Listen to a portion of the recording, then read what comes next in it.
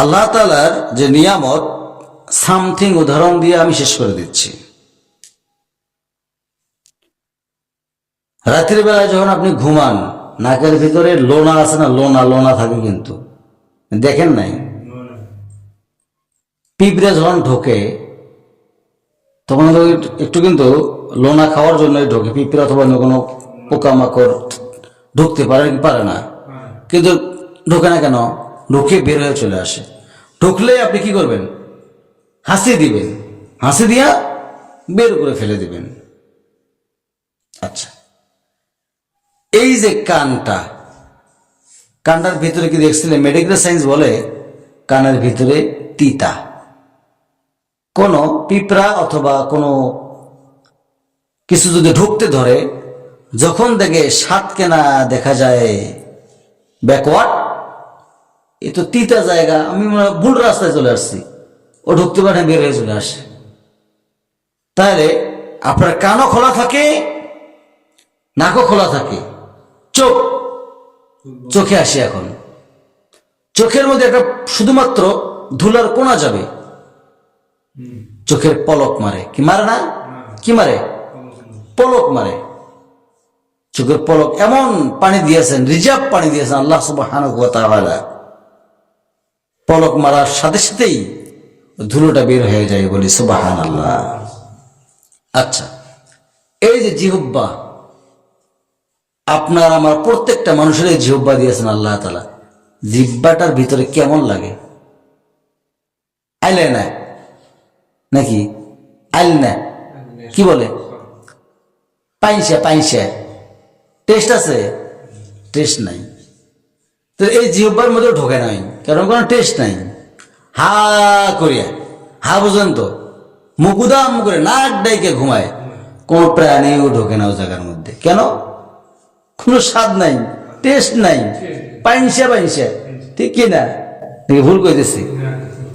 এই জায়গায় আল্লাহ রাব্বুল আলামিন বলেন, আলাম নাজআল লাহু আইনাইনি ওয়া লিসানান ওয়া শাফাতাইনি ওয়া হাদাইনাহু নাজদাইন।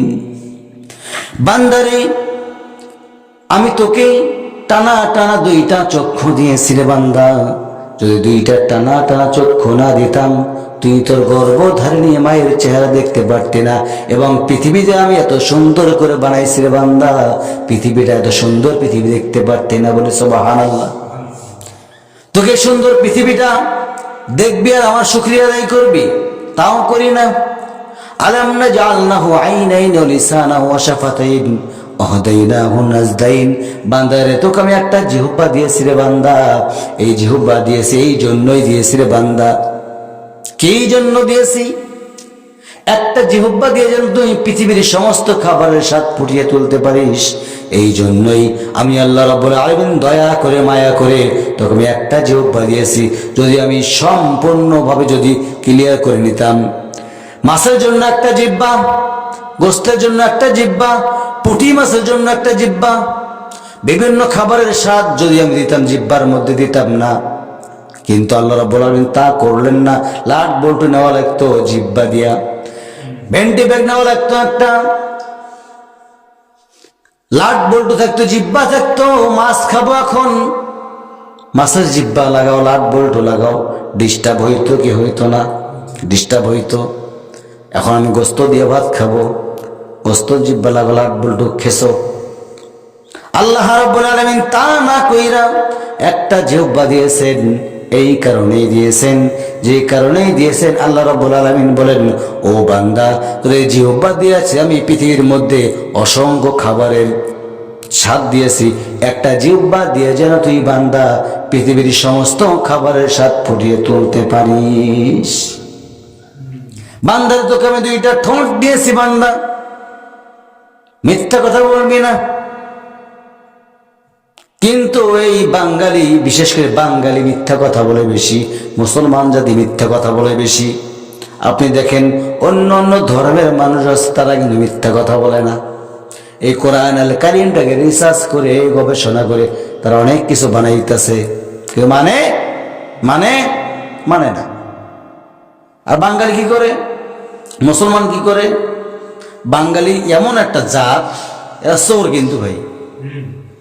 বাইরে আমার গাড়িটা আছে, এখন আমি এখান থেকে চিন্তা করতেছি নামাজ আগে না গাড়ি আগে। জুতা আছে বাহিরে, জুতা আগে না নামাজ আগে? আগে জুতে যায়।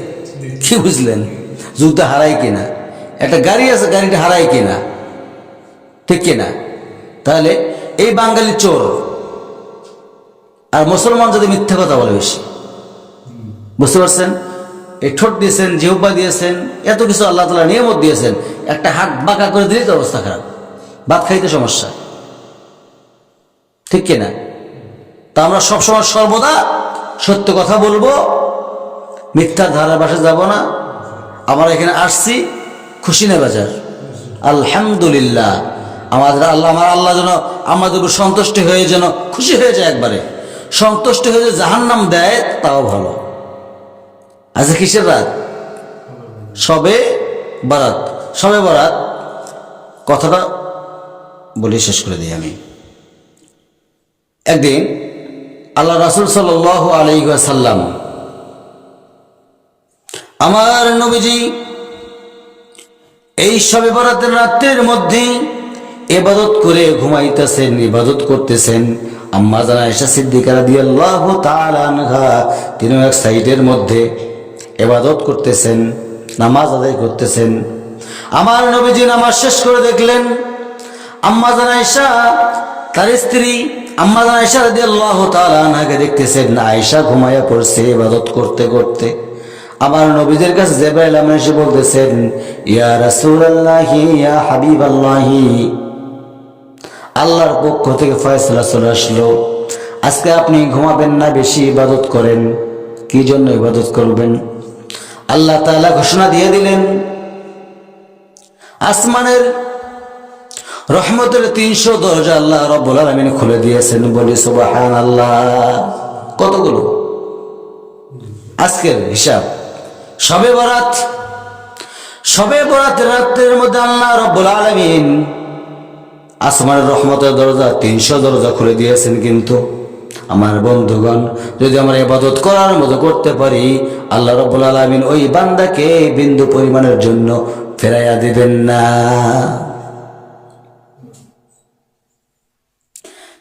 আমার নবীজি করলেন কি, জিবরাইল আমিন ওখান থেকে উধাও হয়ে গেল এই সংবাদ দিয়া।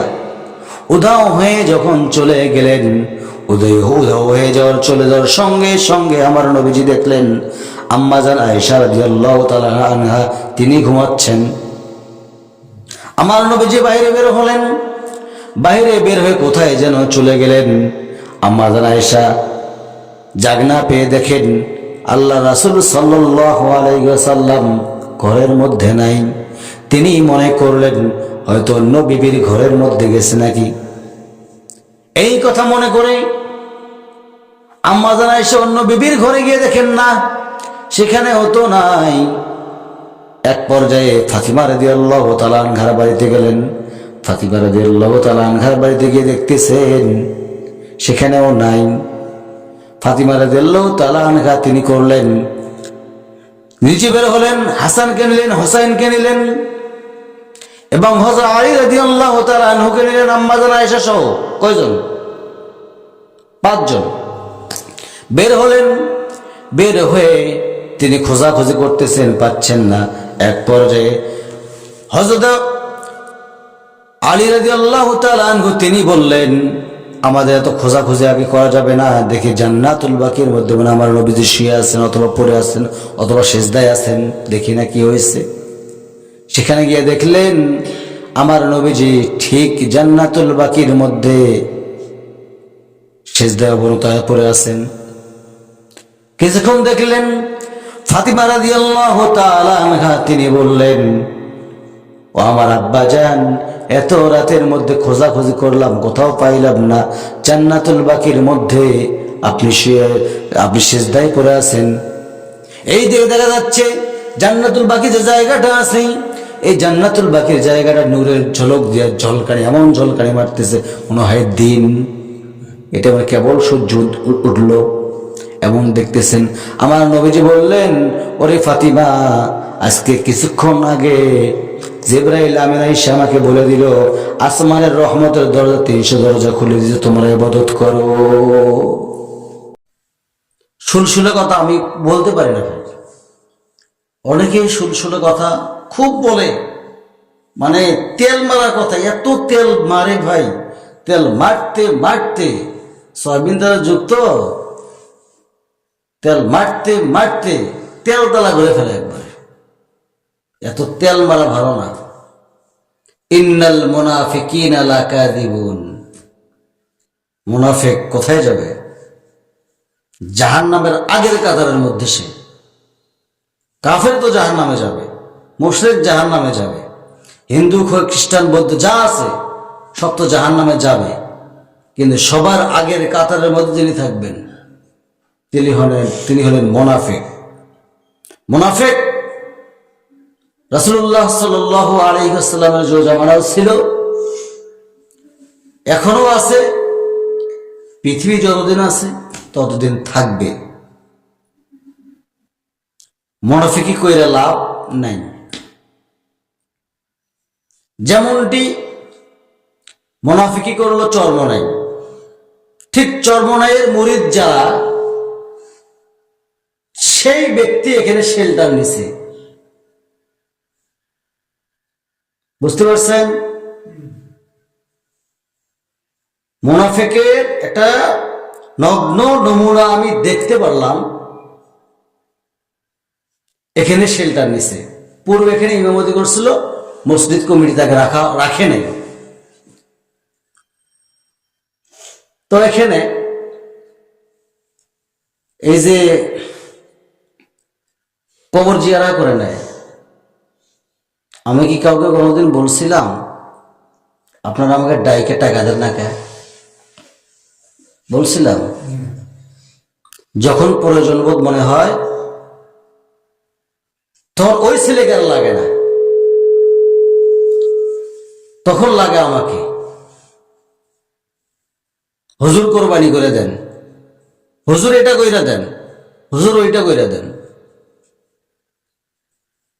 বিয়ে পড়ানোর সময় হুজুর লাগে, মরার সময় হুজুর লাগে, আকিকের সময় হুজুর লাগে, এই হুজুর লাগে। কষ্ট হচ্ছে ভাইরা আমার। ওই যে সেদিন বলছিলাম না, কানার মতো বুঝলে হবে না, বুঝলে বোঝার মতো বোঝা লাগবে। আর বেশিক্ষণ কথা বলবো না তো, অল্প সময় কথা বলবো আমি। কারণ আমি যতটুকু দেখলাম এদিকে আইসা, সম্মান দিতেও শেখে নাই, দিতেও শেখে নাই। এমন জায়গার মধ্যে আল্লাহ তাআলা আমাকে পরীক্ষা ফেলাইছেন, এটা আমি বলতে পারতেছি না। আল উলামা ওয়ারাসাতুল আম্বিয়া, আলেম ওলামা হচ্ছেন নবী রাসূলদের ওয়ারিস। কোরআনে বলছেন, ইন্নামা ইয়াখশাল্লাহু মিন ইবাদিহিল উলামা ওয়ারাসাতুল আম্বিয়া। আল্লাহকে তারাই বেশি ভয় করে। তারা কারা? যারা আলেম ওলামা। ভাই আমি তো আলেম না, আলেমের পরিচয় আমি দিতে পারি না। বুঝতে পারছেন? ওই যে কি যেন নাম, রাজু ওরফে, নাম রাখছে আব্দুর রহমান। আব্দুর রহমান বললে কিন্তু কেউ চেনে না। বুঝতে পারছেন? নাম রাখছে রাজু, বাপে শখ কইরা, আদর কইরা, মোহাব্বত কইরা বাপে নাম রাখছে রাজু। বুঝতে পারছেন? কিন্তু নিজের নামটা চটকা রাখছে আব্দুর রহমান। তা আব্দুর রহমান কার নাম? আল্লাহর নাম। তুমি মুনাফিকি করবে আমার সাথে? পারবা না, কুলাইতে পারবা না। এই ছেলেটা আমাদের ওই দিকে, আমি কিন্তু গোপন করতেছি না কথা ভাই, যা বলতেছি সরাসরি বলতেছি। আমার প্রত্যেকটা কথা, প্রত্যেকটা ইমেজ অনলাইনে আপলোড হয়, বুঝতে পারছেন? আমি কাউকে, দুনিয়ার কাউকে আমি ভয় করি না আল্লাহ ছাড়া। নিশ্চয় আপনারা এতদিন বুঝতে পারছেন, আল্লাহ ছাড়া আমি কাউকে ভয় করি না। আপনাদের এই সমাজের লোক ওই ছেলেকে যে ডাকে নিয়ে আসিয়া এত কিছু করে নিচ্ছে, শুধু একটা দিন নলেজে দিয়েন, যদি কখনো আমাকে ডাকে কোন এক ভাই ইনফরমেশন দিবেন, শুধু হুজুর ওই বাড়িতে অমুক গেছিল, হুজুরে কি করতে পারে আর সে কি করতে পারে, ওর বাড়ি এখানে হতে পারে, এখানে 1 বিঘা জমি পার হইলেই ওর বাড়ি, ও কি করতে পারে আমি কি করতে পারি, সেদিন দেখা দিতাম আমি। কিন্তু আপনারাই তো সব ঠিক নাই, আপনারাই তো মুনাফিকের মতন চরিত্র পালন, মানে আচরণগুলো করতেছেন। বললাম তো 100টা ওই রকম যাদের চরিত্রের মধ্যে মুনাফিকের ঘাড়ি ধরছে, ও ধরনের। আরে বাবা, কালকে হলো হাফেজ হয়েছে কি হয়নি আল্লাহ ভালো জানে। আমি তো মনে করি এখানে হাসান নামের ছেলেটা ছিল না, হাসান, এই হাসান অনেক ভালো ছিল, খুব ভদ্র ছেলে, কিন্তু আমরা চিনতে পারি নাই। হাসান অনেক ভদ্র ছেলে, আমরা চিনতে পারি নাই, দুঃখজনক বিষয়। ওই ছেলেটা কোনো সমস্যা হলে আমার কাছে পরামর্শ নেয়, আমি ওর জন্য দোয়া করি আল্লাহ যেন অনেক বড় করে, আমরা বলি আল্লাহুম্মা আমিন। তো কি আলোচনা করবো, আলোচনা তো আমার বের হচ্ছে না, কথা কি কব ধরে বাবা, একটু গল্প করি। সেটা হলো সেদিন কোথা থেকে কাটাইছিলাম কথাটা ফিনিশিং টাইম। হযরত ওমর রাদিয়াল্লাহু তাআলা আনহু যখন, ভাই থাক গল্প বাদ দেন, কি হয়েছে?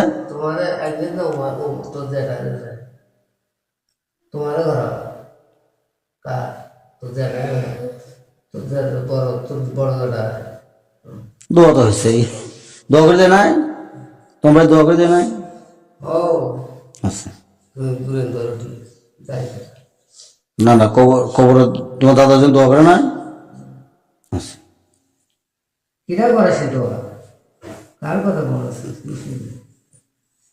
ওই যে রাজু দোয়া করে নাই, সেটা তো বললাম। আজকে করে নাই,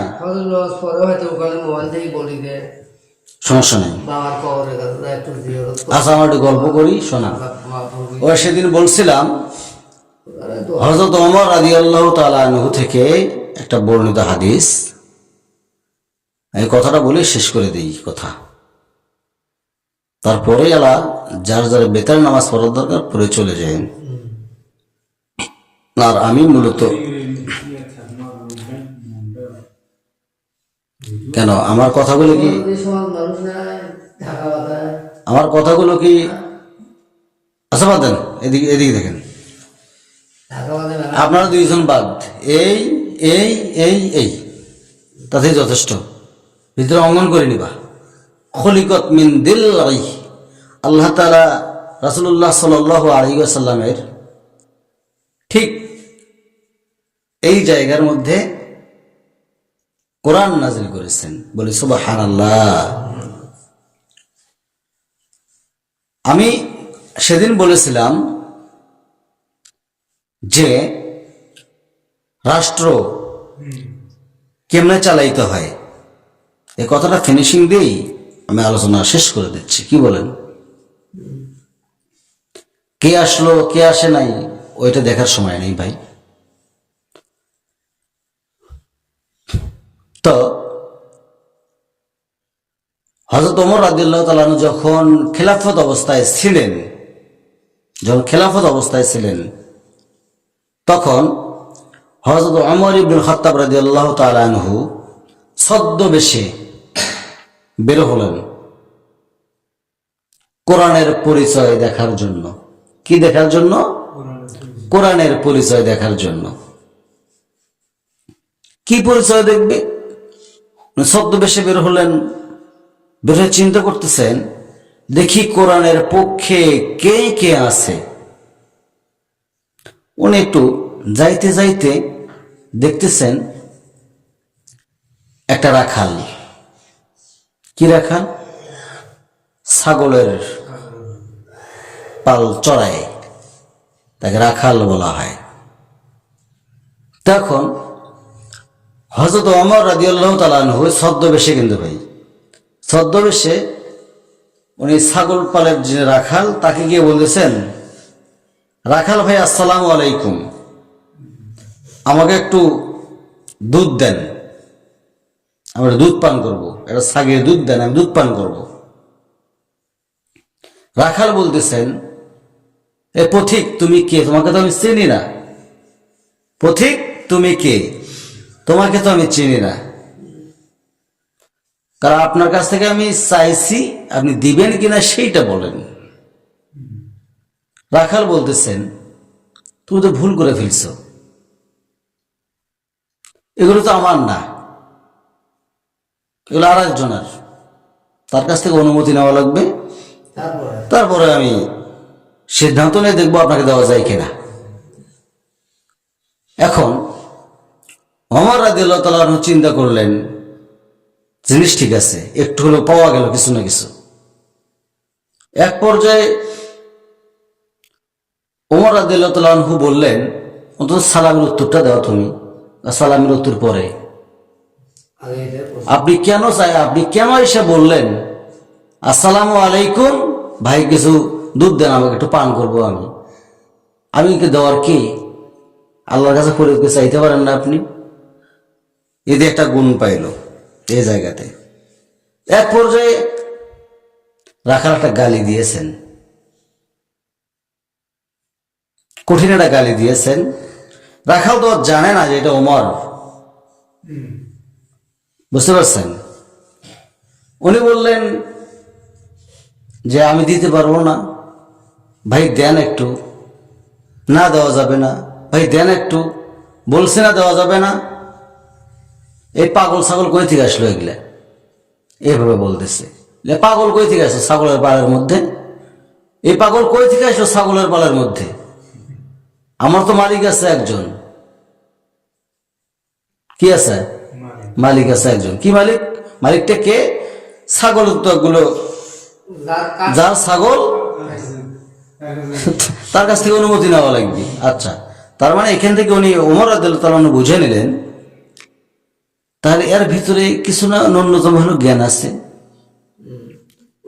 ওমর রাদিয়াল্লাহু তাআলা আনহু জিজ্ঞেস করলেন,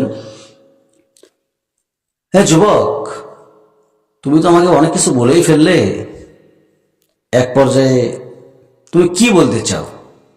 তুমি কি কোরআন সম্পর্কে জানো কিছু? তখন ওই রাখাল বলতেছে, কোরআন সম্পর্কে জানার বলতে আপনি ফিরে আবার এটা শোনার দরকার কি আপনার? আমি কোরআন সম্পর্কে কতটুকু জানি এটা ফিরে আপনার জানার দরকার কি? পথিক আপনি কি পরিচয় দেন? আমি খাই দেই বেড়াই, মিথ্যুক আপনি, মিথ্যাবাদী আপনি। কাকে বলতেছে? অর্ধ পৃথিবীর শাসনকর্তা। দেখেন কেমনে এই, আমি কিন্তু এর আগে বলেছিলাম ওমর রাদিয়াল্লাহু তাআলা আনহু ছিলেন একজন ডাকাত। সেই ডাকাত, সেই সন্ত্রাস কোরআনের কাছে আইসা শোনায় সোহাগা হয়ে গেল। বলি সুবহানাল্লাহ। আচ্ছা, এক পর্যায়ে উনি বললেন দেওয়া যাবেই না। বলল না না, অসম্ভব, আপনি তো মিথ্যুক। দৌড়ে গিয়ে উনি একটা উনি বললেন যে, রাখালে বললেন দেওয়া তো যাবেই না। কেন দেওয়া যাবে না? আমার ওই যে একটাই শব্দ, মালিক আছে আমার। তো এক পর্যায়ে বললেন যে মালিক দেখবে নাই, কেউ দেখবে নাই। ওমর রাদিয়াল্লাহু তাআলা বলতেছেন মালিক দেখবে নাই, তো কি করা লাগবে? ওই যে পাহাড়ের চিপা আছে, ওই পাহাড়ের চিপায় গিয়া দাও, আমাকে দাও। বলে, এ পথিক তুমি কি আল্লাহকে ভুলে গেছো নাকি? পথিক, তুমি কি আল্লাহকে ভুলে গেছো? পাহাড়ের চিপার মধ্যে কেউ দেখবে না, তুমি আছো, আমি আছি, আর আছেন কে? ওমর রাদিয়াল্লাহু তাআলা আনহু চিন্তা করতেছেন, যাক একটা পাওয়া গেল। দুই তিনটা গালি দিয়েছিল, এক পর্যায়ে এই গালিটা দেওয়াতে এই মানে যখন বললেন পাহাড়ের চিপার মধ্যে তোমাকে আমি দুধ দেব, কেউ না দেখে তো আমার আল্লাহ দেখবে, আপনি তো মুনাফিক, আপনি তো চোর, আপনি তো বাটপার। কাক বলতেছে? আজকে মনে হয় এই চোর বাটপারি নাই, আছে নাই? ভাই দেখেন, তারা সেই জন্যই কোরআনটা সংসদে চায় না, যাতে করে চুরি করে খাওয়া যায়, ডাকাতি করে খাওয়া যায়, বাটপারি করে খাওয়া যায়, চিন্তায় রাহাজানি এইটা করে খাওয়া যায়। গতকাল থেকে একটা ফেসবুকের মধ্যে, আপনারা জানেন কিনা আমি জানি না, ফেসবুকের মধ্যে সরাসরি একটা ডক্টর শফিকুর রহমান আমির জামাত, ওনাকে নিয়ে একটা কথা তোলপাড় হয়ে যাচ্ছে। ওনার আইডিকে হ্যাক করা হয়েছে। হ্যাক করলো কে? বিএনপির একজন বড় দায়িত্বশীল, সেটা ধরা খাইছে। তবে এরা যত এই যে এলোমেলো করতেছে, এত নিচে নামতেছে। কিন্তু বিএনপির একটা নেতাকে আমি বলবো, একটা নেতা, একটা বেশি নয়, একটা নেতা আইসে এই জায়গায় বসে কোরআন হাদিস থেকে বক্তৃতা দেখ পাবে? সম্ভব না। তাহলে কোরআনের বিরুদ্ধে তোরা কেন যাস? ডক্টর শফিকুর রহমানকে অনেক গালি দিয়েছেন, তিনি কিন্তু একজন অনেক বড় আলেম। আর এই আলেমকে গালি দেওয়া মানে আল্লাহ রাসূলকে গালি দেওয়া, ঠিক কিনা? যেভাবে গালিগুলো দিচ্ছে, যদি মেনে না নিতাম অনেক কিছুই হয়ে যেত। আল্লাহ রাসূল সাল্লাল্লাহু আলাইহি ওয়াসাল্লাম সমস্ত গালি হজম করছে, ঠিক কিনা? সমস্ত গালিগুলোই হজম করেছে, কারো গায়ে হাত দেয় নেই। আল্লাহ রাসূল কোনোদিন কাউকে থাপ্পড় মারে কেউ মারা গেছে এমন নজির আল্লাহ রাসূলের জীবনে পাই নেই। কিন্তু আল্লাহ রাসূলের হাতে একটা লাঠি ছিল, একজন আর খালি শুধুমাত্র এই জায়গার মধ্যে এই এমন করতেছ কেন, তখনই শেষ হয়ে গেছে। তাও কি মারে নেই, এই জায়গা ধরে বলছে এমন করতেছিস কেন, এতটুকু। সুবহানাল্লাহ, কি মুজিজা! প্রত্যেকটা নবী রাসূলের মুজিজা শেষ, তাদের মৃত্যু দিয়েই তাদের মুজিজা কিন্তু শেষ। আর আমার নবীর মুজিজা কিয়ামত পর্যন্ত থাকবে। বুঝতে পারছেন? তো এক পর্যায়ে ওমর রাদিয়াল্লাহু তাআলা আনহু জিজ্ঞেস করলেন, তুমি এত সুন্দর কথা বলো, ওই ইয়াকে বলতেছে, রাখালকে বলতেছে, তুমি এত সুন্দর কথা বলো, তোমার বাচনভঙ্গি এত সুন্দর, আমাকে বাটপার বানাইলা, আমাকে মুনাফিক বানাইলা, আমাকে চোর বানাইলা, এত কিছু আমাকে বানাইলা তুমি, কারণটা কি? আমার সবচেয়ে বড় শখ, গরিব মানুষ আমি, সারা জীবন মসজিদের বারান্দার মধ্যে নামাজ পড়ে চলে আসি, অনেক বড় শখ আমার। আমি একটা দিন মসজিদের ভিতরে গিয়ে সামনের কাতারে নামাজ পড়বো, দেখবো আমি ওমর রাদিয়াল্লাহু তাআলা আনহু, ওমরকে দেখবো, এই দেশের শাসনকর্তা যিনি, তাকে একটা নজর আমি দেখলে আমার তৃষ্ণা মিটে যাবে। সুবহানাল্লাহ। কার কথা এটা? রাখালের কথা। রাখালের আশা ওমরকে দেখানোর। তখন আমি শর্টে বলতেছি কথাগুলো, আসলে এইভাবে না বললে মজা লাগে না, তাই না? তো এক পর্যায়ে ওমর রাদিয়াল্লাহু তাআলা ছদ্মবেশে, কিন্তু পরিচয় গোপন, সামনাসামনি কথা বলতেছেন। আমি যদি ওমরকে দেখতে পাইতাম, এই জামানার খলিফাকে আমি যদি দেখতে পারতাম, একটা বুকে জড়িয়ে নিতাম, আমার এটা বড় আশা। ওমর রাদিয়াল্লাহু তাআলা আনহু তিনি কথাটা, ওনার পরিচয় গোপন রাখলেন। এক পর্যায়ে তিনি বললেন, তুমি ওমরকে দেখতে পারবা? কি বলেন আপনি? ওমরকে দেখাইলে দুধ দিবা? হ্যাঁ, আমি ওমরকে দেখাইলে দুধ দেবো। আমি ওমরকে দেখাইতে পারলে আপনাকে দুধ খাওয়াবো আমি। ঠিক আছে, সমস্যা নাই। ফজরের ওয়াক্তে কোনো কথা নেই, ফজরের ওয়াক্তে সবার আগে তুমি মসজিদে ঢুকবা। আমিও তো নামাজ পড়ি। ফজরের ওয়াক্তে সবার আগে মসজিদে ঢুকবা, প্রথম কাতরতা বসবা, কেউ নিষেধ করবে না তোমাকে। এই কথা বললেন। বলে, তাহলে কি আমাকে ওমরকে দেখাইতে পারবেন? অবশ্যই, আমরা তো প্রতিদিন দেখি ওমরকে। ওমর তো মানুষটা ভালো না। তাহলে ফির একটা ভুল করলেন আপনি, ফির একটা ভুল করলেন। আমি তো ওমর কাছেই বিচার দেব, ওমর তো মানুষটা ভালো না, ওমর চুরি করে খায়। ওমর রাদিয়াল্লাহু বলতেছেন, ওমর তো চুরি করে খায়, বান্দার হক নষ্ট করে খায়, তারপরে ফির আবার মুনাফিকি করে। কেন? কারণ আপনার নামে মামলা দায়ের করব। যদি দেখা পাই একটাবার ওমরকে যদি আমি দেখতে পারি, আপনার নামে বিচার দেব, আপনার নামে আমি বিচার দেব। এই কথা বললেন। তাহলে আপনি দেন আর কিছু করেন, বিচার দেন আর কিছু করেন, ওমরের চরিত্র এত খারাপ। ওমরও আমার মতন, ওমরও আমার মতন হুট করে যায় একজনকে দুধ খাবার চায়, ছাগের দুধ, গরুর দুধ, উটের দুধ খাবার চায়। ভালো না লোকটা, জটিল না, খুব একটা জুত মার্কা লোক না। তো আমার মতোই চিপে চাপায় দুধ খাবার চায়। এক পর্যায়ে উনি চিন্তা করে দেখলেন, ওমর রাদিয়াল্লাহু আনহু চিন্তা করে দেখলেন, না, তাকওয়া আছে। রাখাল হলে হবে কি, গরিব হলে হবে কি, তাকওয়া আছে।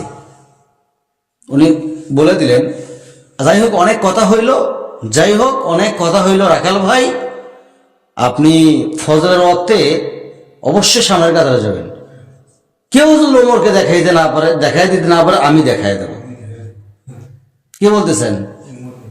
বলেন, কে বলতেছেন?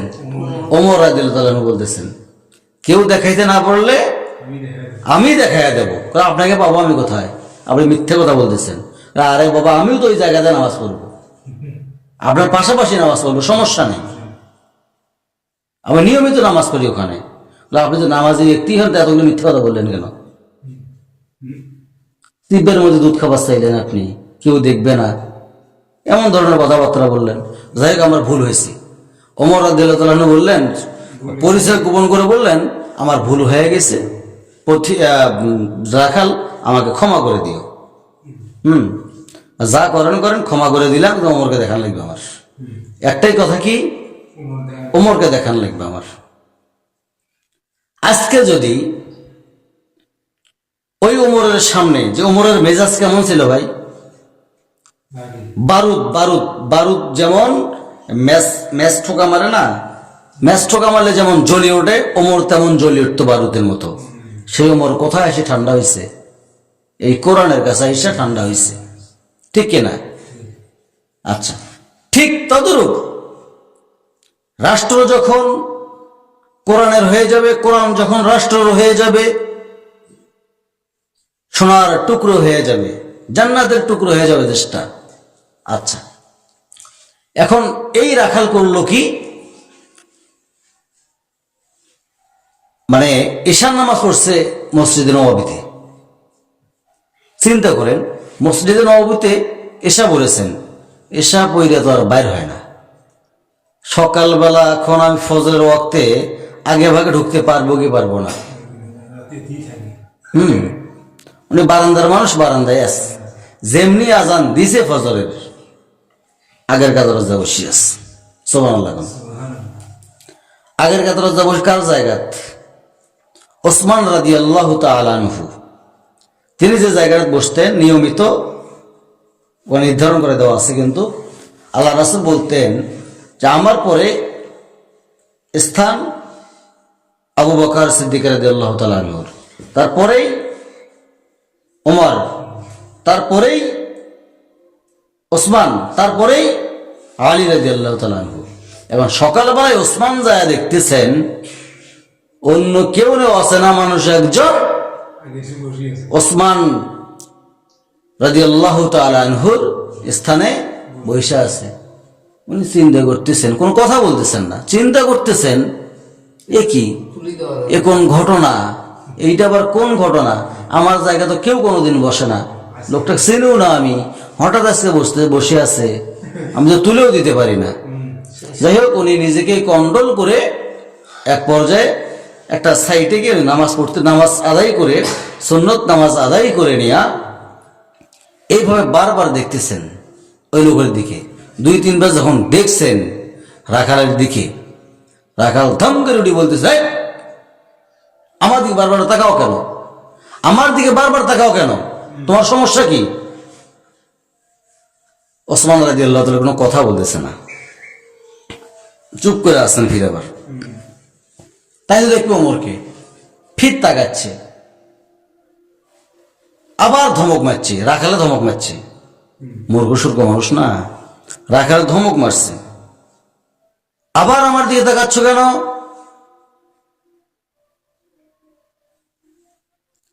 এখন ওসমান রাদিয়াল্লাহু তাআলা বলতেছেন যে আপনাকে তো আমি কখনো দেখি নাই, এখানে কখনো দেখি নাই।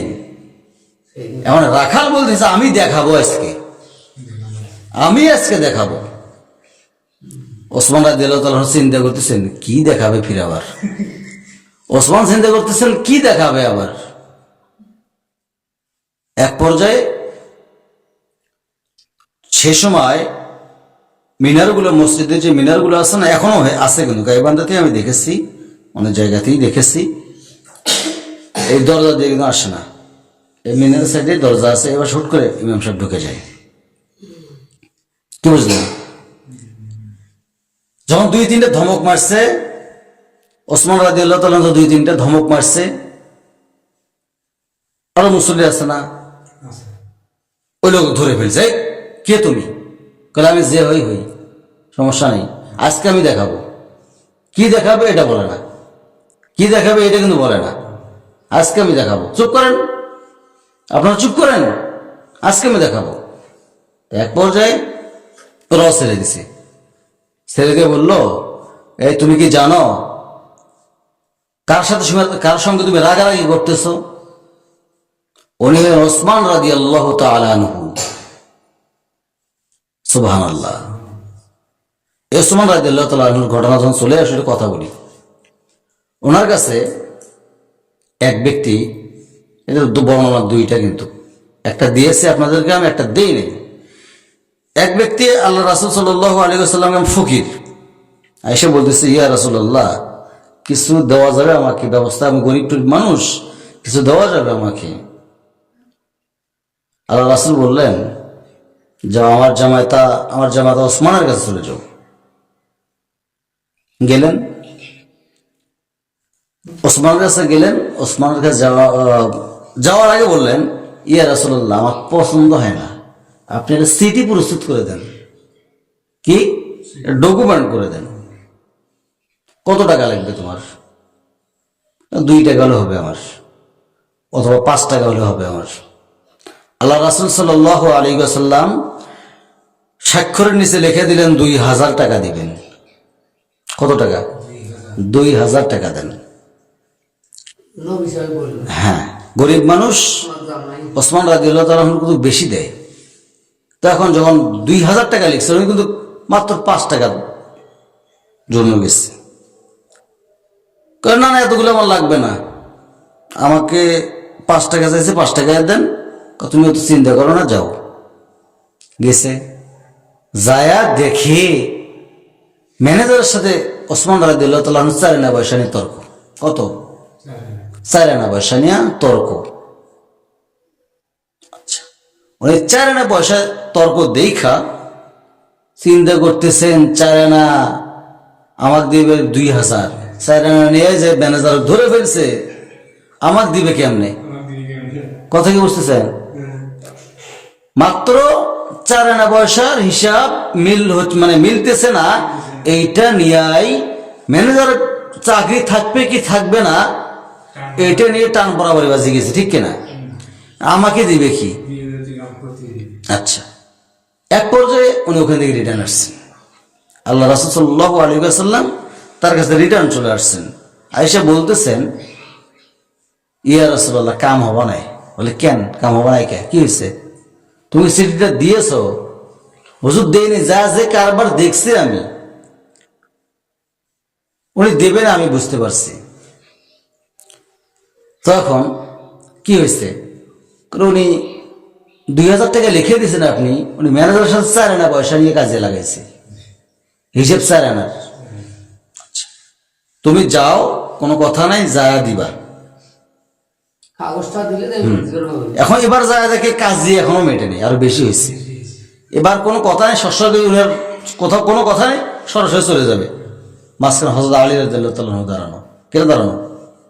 হযরত আলী রাদিয়াল্লাহু তাআলা আনহু দাঁড়ানো। আলী রাদিয়াল্লাহু তাআলা আনহু বলতেছেন, এই প্রতীক শোনো, তোমাকে টাকা 2000 দিছে, দিবে কই থাকি? আগে যে বড়টা দেখে আসলাম, যাও তুমি দিবা, কাগজটা দিবা, যাও। এখন এই ভিক্ষুক গরিব মানুষটা মনে করতেছে আল্লাহ রাসূলও বলল, হযরত আলী রাদিয়াল্লাহু তাআলা আনহু তিনিও বললেন, আমি তো কাগজ দেই নাই। এবার যায়া দেখে দুইজনে হাসতেছেন। ঘটনা কি? মানে ওই 4 আনা পয়সা যে একটু হিসাবটা মিলে নাই, ওটা মিলে গেছে। দুইজনের ফুর্তি দেখে কে? দুইজনের খুশি দেখে কে? যা কাগজটা দিয়ে দিলেন। কাগজটা দেওয়ার সাথে সাথে দেখলেন 2000 টাকা। কত? 2000 টাকা। ওসমান রাদিয়াল্লাহু তাআলা 2000 টাকা দেখে, যাও কাগজটা ছিঁড়ে ফেলছেন, কিন্তু ছিঁড়ে ফেলছেন। ওসমান রাদিয়াল্লাহু তাআলা কাগজটা ছিঁড়ে ফেললেন। 2000 টাকা দিচ্ছেন 2000 টাকা দেওয়ানোর পরে মাঝখানে ফিরে আবার আলী রাদিয়াল্লাহু তাআলা আনহু বলতেছেন, আমাকে 5টা টাকা দেওয়া যাবে? আপনি 2000 টাকা তো পাইছেন, দেওয়া যাবে? এই প্রশ্ন। আচ্ছা, এখন কথা হলো, এই যে 4 আনা পয়সা কি করতে দেয় নাই? এলোমেলো হইতে দেয় নাই। বাংলার জমিনে যদি কোরআনের আইন পাশ হয়, সংসদে যদি কোরআনের আইন চালু হয়, তাহলে কি 4 আনা পয়সা এদিক ওদিক হবে? কোরআনের বিধান অনুযায়ী এখন 4 আনা পয়সা এদিক ওদিক করানোর জন্যই এত কেস্তা কাহিনী চলতেছে। আমার কথাগুলো কি বোঝা যায়? আমি কিন্তু হাদিসের বাইরে একটা কথা বলতেছি না, এই স্পষ্ট দলিল। এটা আজকেই পড়ছি আমি, এই হাদিসটা আজকেই পড়ছি। মানে প্রথম আজকে আমি দেখছি এই হাদিসটা। তো আল্লাহ রাসূল সাল্লাল্লাহু আলাইহি ওয়াসাল্লামের কাছে গেছেন, যারা দাঁড়ানো মাত্রই আল্লাহ রাসূল সাল্লাল্লাহু আলাইহি ওয়াসাল্লাম বললেন, কি খবর, তোমাকে দিয়েছে টাকা? হুজুর দিছি, যা মনে করছিলাম তা তো নয়, উল্টাটা। এই উল্টাটা কথা বলার সাথে সাথে উল্টা ভাষা ফিরে আবার ওসমান রাদিয়াল্লাহু তাআলা আনহু মানে টোপলা করে, টোপলা নাকি টোপলা বলে না, 1 টোপলা টাকা নিয়ে আসছে। হ্যাঁ, 1 টোপলা টাকা আল্লাহ রাসূলকে দিলেন, দিয়ে বললেন, ইয়া রাসূলুল্লাহ, এই টাকাটাও নেন। রাসূলুল্লাহ সাল্লাল্লাহু আলাইহি ওয়াসাল্লাম বললেন, তুমি 2000 টাকার আমি চিঠি লিখছিলাম, 2000 টাকা দিছো, আর এত কেন? হুজুর, আমি তো দিলে কম দেই না কাউকে, একটু বেশি করে দাম করি আমি। তো আপনি রাসূল পাঠাইছেন চিঠির জন্য 2000, আর হচ্ছে আপনার সম্মানের দিক দেখে আমি 2000 বাড়াই দিলাম, কত হলো? 4000। ওই যে গরিব মানুষ, ওনার জন্য 4000, আর আমার পক্ষ থেকে আমি দিলাম 2000, কত হলো? 8000। 2000 করে সম্মানের তাগিদে বাড়ে গেল, তো কত হলো? 8000। আল্লাহ রাসূল সাল্লাল্লাহু আলাইহি ওয়াসাল্লাম ওই মানুষকে বলতেছে, অর্থাৎ ভিক্ষুককে বলতেছেন, দেখছো তুমি তো ভুল করতেছিলে, তখন আগে সবকিছু জাস্টিফাই করতে হয়, তারপরে না সে জায়গাতে সরে আসতে হয়। আর তুমি আগে সরে আসছো, এখন 1 টাকার 5 টাকার জায়গায় তুমি 8,000 টাকা পাইলা, ভালোটা খারাপ? তাহলে এখান থেকে বোঝা যাচ্ছে রাষ্ট্র যদি ইসলাম হয় কেউ কাউকে ঠকাবে না। একজন গরিব মানুষ আছে, ভাই আছে বড়লোক মানুষ, ওনার মনটা নরম হয়ে যাবে। কোরআনের আইনে জাহাঙ্গীর ভাই সারাটা দিন কষ্ট করে আসলো, এখন আসছে কি আসে নাই, একটু বাড়িতে খবরটা নিয়ে আসছি আমি, খাওয়া দাওয়া কত দূর। অথবা এখন ফোনের যুগ, ফোন দিয়ে দেখবে বাজার টাজার করছে কি করে নেই। বাজার না করে থাকে তাহলে জাহিদুল ভাই করবে কি, বাড়ি থেকে কিছু খাবার পৌঁছায় দেওয়ার ব্যবস্থা করবে, অথবা ইসলামী কোষাগার থেকে তাকে কিছু বন্টন করা হবে। এই কথাগুলোই তো আমরা বোঝাইতে পারি না। সারা জীবন বক বক বক বক করতে করতেই ইমামতি শেষ মানুষের, কিনা ঠিক কিনা? ইমামতি শেষ হয়ে যায়, কিন্তু আসল জায়গা আমরা হাত দিই না। বাইরে আবার তার কথা হচ্ছে, ওই যে বলছিলাম ওমর রাদিয়াল্লাহু তাআলা আনহু, মনে আছে? কোথায়, কোন জায়গায়? ওসমান রাদিয়াল্লাহু তাআলা আনহুর স্থানে বসা, মনে আছে? মনে আছে, মনে আছে? আচ্ছা, ভালো, আলহামদুলিল্লাহ।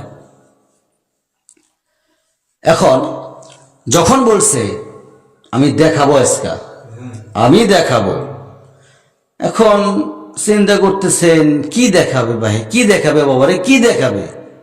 এই পাগল নাকি কিছু তো বুঝতেছে, কখনো দেখি নাই। আজকে দেখাবো, হ্যাঁ আজকে দেখাবো। হঠাৎ করে পেছন থেকে আকামত দিচ্ছে, ইমামগুলো সামনে নাই, সময় হয়ে গেছে, আকামত দিচ্ছেন। হুশ করে ওমর রাদিয়াল্লাহু তাআলা আনহু ঢুকে পড়ছেন নামাজের মুসল্লায়। পিছন থেকে এমন লোকমা দিছে, আল্লাহু আকবার, থামেন, এখন দেখা হয় নাই, দেখা লাগবে, দেখা হয় নাই, দেখা লাগবে, পিছন থেকে থাবা দিছে। এখন লোকজন ধরে বলতেছেন পরে দেখাই না, নামাজটা হোক, কারণ আমি নামাজের আগে দেখা লাগবে আমার। এখন ওমর রাদিয়াল্লাহু তাআলা তো তিনি তো জানেন ঘটনাটা কি হচ্ছে এখানে। হ্যাঁ, এক পর্যায়ে ওমর রাদিয়াল্লাহু তাআলা আনহু মুখটা ফিরায় নিলেন। ফিরায় নেওয়ার সঙ্গে সঙ্গে বলতেছেন, দুঃখিত, ফিরায় নেওয়ার আগে বলতে এখানে বলতেছেন ওমর রাদিয়াল্লাহু সামনে থেকে বলতে কি দেখাবে, ওমরকে দেখবো আমি। এদিকে অ্যানাউন্সমেন্ট দিয়ে দিচ্ছে, আগে অনেক লম্বা কথা ছিল, আমি শর্ট করে নিয়ে যাচ্ছি। এখানে অ্যানাউন্সমেন্ট দিয়ে দিচ্ছে, আগে ওমর রাদিয়াল্লাহু ইঙ্গিত দিয়ে দিচ্ছেন, আমার পরিচয় এই প্রতীককে কেউ দেবেন না, আমার পরিচয় এই প্রতীককে কেউ দেবেন না। এখন বলতেছে আপনি যে ওমরকে দেখতে চাচ্ছেন, মানে মুসল্লিরা বলতেছেন আপনি যে ওমরকে দেখতে চাচ্ছেন, ওমরকে দেখলে কি আপনি ঠিক থাকতে পারবেন? হার্ট স্ট্রোক করে মারা যাবেন না তো? ওই ভয় আমি করি না। যখন ওমর রাদিয়াল্লাহু তাআলা আনহু যখন খপ করে ধরে ফেলছে, এই যে একামত দিছে, একামত দেওয়ার সঙ্গে সঙ্গেই আল্লাহু আকবার তাকবীরে ধরে ফেলছে, একে ধরে ফেলছে, ধরে বলতেছে এই কে আপনি? এখানে ওমর আসে নামাজ পড়াবে। ওমর রাদিয়াল্লাহু তাআলা মুখটা ঘোরায় নিছে, মুখ ঘোরায় নিয়ে এই পড়ে গেছে মাটির মধ্যে, সেন্সেস হয়ে পড়ে গেছে। করলে কি ওমর, মানে গতকাল তো আমি অনেকগুলি গালি দিছি, আজকে কি মাথা থাকবে আমার? আজকে আমার কি মাথা থাকবে? ওমর রাদিয়াল্লাহু তাআলা আনহু মুখটা ফেরায় নিয়ে তাকে মসজিদ থেকে পড়ে যাওয়া মানুষটা উঠাইলেন, উঠাইয়া বললেন আপনি রাখাল হতে পারেন, গতকাল আমি ছদ্মবেশে কোরআন খোঁজার জন্য গেছিলাম, আমি চাইছিলাম দেখি কোরআনের মর্যাদা মানুষ কিভাবে রাখতেছে, কোরআনের মর্যাদা কিভাবে রাখতেছে। হ্যাঁ ভাই মুসল্লিরা, কেউ আমার এই ভাইটাকে তোমরা বারণ করবা না। এই ভাইকে যদি এক পাল্লায় দেওয়া যায় আর তোমাদের সবাইকে তো আর এক পাল্লায় দেওয়া যায়। আমি তো মনে করি ভাইয়ের ওজনটা বেশি হবে। সুবহানাল্লাহ। তার কারণ ওনার ভিতরে যে তাকওয়া দেখেছি আমি গতকাল, ওনার ভিতরে যে আমি ইলম দেখেছি, আমি একটু মাত্র দুধ খাইতে চাইছিলাম ওনার ছাগল পাল থেকে, ছাগলের মালিকের অনুমতি ছাড়া উনি মানে আমার মতো খেয়ানত করেন নাই। তার মানে উনি আল্লাহকে ভয় করেন। আল্লাহকে ভয় করে কিসের কারণে? কোরআনের কারণে। তো এই ভাইকে কেউ বাধা দিবেন না। আজকে থেকে এই ভাইয়ের জায়গায় অমুক জায়গাটা সিলেক্টেড করে দিলাম, আমি ওই জায়গাটা সিলেক্টেড করে দিলাম, ওই জায়গাতে এই ভাই সামনের কাতারে বসবে। প্রতিদিন এই ভাইটা আমার পিছনে এসে নামাজ পড়ে চলে যায়, অর্থাৎ মানে বারান্দায় নামাজ পড়ে চলে যায়। আজকে থেকে ভাই আগে নেবেন সামনে। ঠিক তদরূপ আমি এই কথাটাই বলতে চাই, মানে বোঝানোর জন্য এই কথাটাই বললাম যে কোরআন যদি আসে, ওই যে নামাজ কায়েম হবে, নামাজ কায়েম হলে মনে হয় অনেকজনের খারাপই হবে, অনেকজনের খারাপ হবে। অনেকে বলে বাধ্যতামূলক নামাজ পড়লে, না বাধ্যতামূলক, ইসলাম ক্ষমতা আসলে বাধ্যতামূলক নামাজ পড়তেই হবে। আপনাকে বাধ্য করা হবে না, আপনি নিজেই বাধ্য হবেন। বুঝতে পারছেন?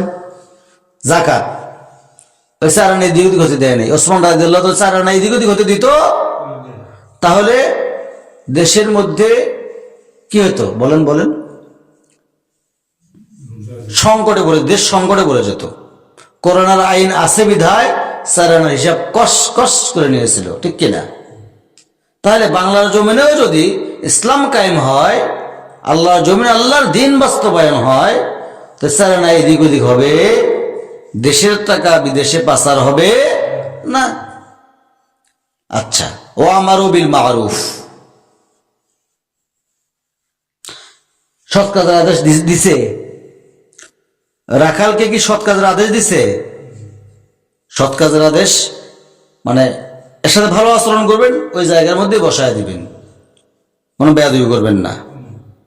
এবং অসৎ কাজ করবেন না। অসৎ কাজ বলতে ওকে বাধা দিবেন না। ভালো কাজের লিপিবদ্ধ আছে, ও বাধা দিবেন না। তাহলে কি এখানে আমরা বুঝলাম, আল্লাযীনা ইম্মাক্কান্নাকুম ফিল আরদি ওয়া আকামুস সালাতা ওয়া আতুজ যাকাতা ওয়া আমারু বিল মারুফ ওয়া নাহাউ আনিল মুনকার ওয়া লিল্লাহি আকিবাতুল উমুর। এক নম্বরে নামাজ কায়েম, দুই নম্বরে যাকাত। ওই চার না বসে এদিক ওদিক হবে না। তারপর নামাজ কায়েম এই জন্যই হলো, ওমর রাদিয়াল্লাহু তাআলা আনহুর পিরিয়ডে কোরআনের সাথে লেগেছিল তারা। আর আজকেও যদি আমরা কোরআনের সাথে লেগে যাই, ইনশাআল্লাহ বাংলার জমিনে সুখের আভাস পেয়ে যাব আমরা। আল্লাহ যেন আমাদের সেই তৌফিক দেয়, বলি আল্লাহুম্মা আমিন। এখন ওই চারানা এদিক ওদিক হতে দেয় নাই। যাকাত ভিত্তিক অর্থনীতি জারি হইলে আপনিও একটা পয়সা এদিক ওদিক দিবেন না। বাড়িতে আসবেন, ভাবি বলবে আজকে কত টাকা কামাই করছেন? মিথ্যা কথা বলা যাবে? বলা যাবে? বলা যাবে না। এত টাকা কি করছো? বিড়ি খাইছো নাকি? মদ টদ খাইছো নাকি? জুয়া টুয়া খেলছো নাকি? টাকা কম কেন? এ জবাব মিথ্যা কথা বলতে পারবেন না, ওগুলো কাজও করতে পারবেন না। আপনি নিজেই বাড়িতে বাধাগ্রস্ত হয়ে দাঁড়াবেন। আচ্ছা, আমরা নাকি বলি যে এগুলা করলে এইটা সমস্যা হবে। আপনার ব্যক্তিত্ব বিষয়ে, আপনার বুকে আঘাত আনবে। এবং সৎ কাজের আদেশ আপনি নিজেও দেবেন, একজন মানুক অথবা না মানুক। এবং অসৎ কাজের বাধা আপনি নিজেও দেবেন। এটা হচ্ছে সূরা হজের ৪১ নম্বর আয়াতের সমষ্টিক ব্যাখ্যা। আমি যদি সম্পূর্ণ ব্যাখ্যা দিতে যাই, গোটা রাত চলে যাবে, ব্যাখ্যা শেষ হবে না। এটা তো আয়াতের ব্যাখ্যা। আল্লাহ তাআলা কি বলছেন? এই যে কালিমা তাইয়্যিবা লা ইলাহা ইল্লাল্লাহু মুহাম্মাদুর রাসূলুল্লাহ সাল্লাল্লাহু আলাইহি ওয়াসাল্লাম, কুল লাউ কানাল বাহরু মিদাদান লিকালিমাতি রাব্বি লানাফিদাল বাহরু ক্বাবলা আন ফাদা কালিমাতু রব্বি ওয়ালাউ জিনা বিমিথলিহি মাদাদা।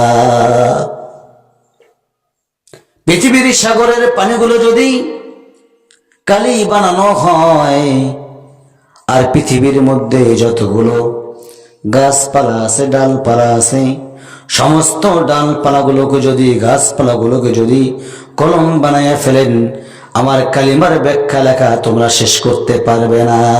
সুবহানাল্লাহ। আমার ভাইরা, আল্লাহ রাব্বুল আলামিন এই যে দুইটা চোখ দিয়েছেন আমাকে, দুইটা কান দিয়েছেন, একটা জিহ্বা দিয়েছেন, দুইটা ঠোঁট দিয়েছেন, এমনি এমনি দেয় নাই। আল্লাহ তাআলা বলেন, আলাম তারা কাইফা দারাবাল্লাহু মাসালান কালিমাতান তাইয়্যিবা কাশাজারাতিন তাইয়্যিবা। আমি আল্লাহ রাব্বুল আলামিন এই কালিমাটাকে, কালিমা তাইয়্যিবাকে একটা গাছের সঙ্গে তুলনা করেছি। সেই গাছটাই হলো খেজুর গাছ। শত ঝড় ঝাপটা আসুক না কেন, আয়লা লাইলা সিরার আসুক না কেন, কোনো লাভ হবে না। খেজুর গাছ কেন এক পায়ে দাঁড়িয়ে থাকে, বলি সুবহানাল্লাহ। আমার ভাইরা, এই কালিমা তাইয়্যিবা যেমন সত্য, এক কালিমায় বিশ্বাসী আমাদের হওয়া লাগবে কি লাগবে না? এক কালিমায় বিশ্বাসী হওয়া লাগবে। যে এক কালিমায় বিশ্বাসী হতে পারবে না, সে কশ্চিন কালে কোনদিনও মুসলমান দাবি করতে পারবে না। পারবে? পারবে না। আচ্ছা, রাতের বেলায় যখন আমরা ঘুমাই,